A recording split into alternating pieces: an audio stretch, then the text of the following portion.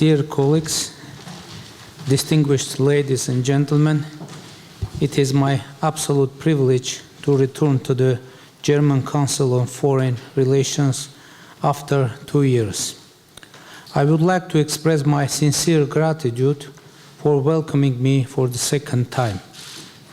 If we try to compare the titles of today's discussion, Armenians' perspectives of peace, institutionalization, regional connectivity, and relations with the EU, with the previous one, security and stability in the South Caucasus, it will show the historic developments and further perspectives in our region of the South Caucasus. Today, I can announce with confidence that on August 8 in Washington, D.C., peace was established between Armenia and Azerbaijan when, with the President of Azerbaijan, we signed a joint declaration witnessed by the President of the United States, Donald Trump. According to the declaration, Armenia and Azerbaijan highlighted the need to chart a course for a bright future, not bound by the conflict of the past and consistent with the Charter of the United Nations and the 1991 Almaty Declaration. We committed ourselves to pave the way for closing the chapter of enmity between our two countries. We resolutely reject and exclude any attempt of revenge now and in the future. The agreed upon text of the Agreement on Establishment of Peace and Interstate Relations between the Republic of Armenia and the Republic of Azerbaijan was initialed by the Ministers of Foreign Affairs of Armenia and Azerbaijan in the presence of President Trump, President Aliyev, and myself. One of the key breakthroughs reached in Washington was the agreement to open communications between the two countries, between Armenia and Azerbaijan, for intrastate, bilateral, and international transportation on the basis of respect for the sovereignty, territorial integrity, and jurisdiction of the states. These efforts are to include unimpeded connectivity between the main part of the Republic of Azerbaijan and its Nakhchivan Autonomous Republic through the territory of the Republic of Armenia, with reciprocal benefits for international and intrastate connectivity for the Republic of Armenia. Now, together with our American counterparts, we are engaged in intensive negotiations on the general terms of implementation of Trump Route for International Peace and Prosperity, Trip-Route Connectivity Project, which also was agreed in the framework of the signed declaration. TRIP Company, an Armenian-American joint venture, will be registered in Armenia and will be granted a right to develop the necessary infrastructure of railway, road, oil and gas pipelines, and fiber optics. We will move to the actual implementation and construction phase as early as next year.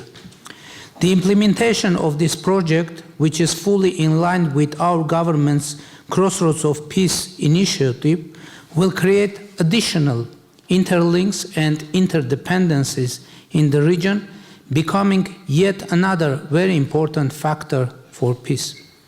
In fact, the Trip Route project, together with the opening of communications between Armenia and Turkey, have full potential to become an important component of the Middle Corridor, providing unimpeded connectivity between Europe, South Caucasus, and Central Asia. Ladies and gentlemen, I would also like to inform you that the political agreement to open communications between Armenia and Azerbaijan is already becoming a reality. In October, Azerbaijan announced that it is lifting restrictions on the transit of goods through its territory to Armenia, and I appreciate this decision and announcement of President of Azerbaijan, because this is very significant and positive development. Something that appeared impossible only months ago is now a reality. Grain has been transported from Kazakhstan to Armenia through Azerbaijan and Georgia by railway, which is an unprecedented event since our independence. On our turn, as we have announced publicly, Armenia is ready, both politically and technically, even today, to enable the transit of cargo between Turkey and Azerbaijan through its territory. With all this being said, I am confident that through daily care for established peace, adherence to the text and spirit of Washington Declaration, and the rejection of narratives that could derail the process, the Armenian and Azerbaijani governments will be able to institutionalize lasting peace between our two countries. Of course, speaking about our region, I should also update this distinguished audience on the current state of play between Armenia and Turkey. Since our previous meeting at the German Council of Foreign Relations, we have witnessed an intensification of contacts between Armenia and Turkey. These contacts are taking place at nearly all levels. Between myself and President Erdogan, our foreign ministers and special representatives, the two ministers of foreign affairs, and as well as relevant line ministries. In practice, we maintain very active talks and relations with official Ankara, even in the absence of de jure diplomatic relations. And I hope that Turkey will make the long-awaited political decision to open its border with Armenia and establish diplomatic relations. The normalization of Armenia-Turkey relations, peace between Armenia and Azerbaijan, the Triplet project, Armenia's and Azerbaijani good neighborly relations with Georgia and Iran, constructive dialogue with Russia can position the South Caucasus as one of the most attractive transit corridors alongside both the north-south and east-west routes. And we are working hardly to realize this historic opportunity. Distinguished colleagues, in March of this year, the National Assembly of Armenia adopted the law on initiating the process of Armenia's accession to the European Union. Many ask when Armenia will become a member of the European Union and how realistic this goal is. The law on initiating the process of Armenia's accession to the European Union is above all an incentive for us, for Armenia, to consistently pursue democratic reforms. Our aim is to be institutionally and practically compliant with European standards, because without compliance, membership in the European Union is impossible. Once Armenia objectively meets these European standards, two paths will lie ahead. Either we will be accepted as an EU member state, or we will not. Of course, our preferred scenario is the first one, but even if membership is not granted, we will have achieved a major milestone. Armenia will be a country that meets the most advanced modern standards. Our aspiration to comply with European Union standards is not driven by geopolitics, but by democratic choice. Since the peaceful Velvet Revolution of 2018, Armenia has committed as a matter of strategy to democracy, the rule of law, human rights, and an independent judiciary. On this path, just a week ago, Armenia and the European Union adopted the strategic agenda of the Armenia-EU partnership, which complements the already existing comprehensive and enhanced partnership agreement. We are currently exploring opportunities for sectoral integration in areas such as digital and telecommunications, energy and connectivity.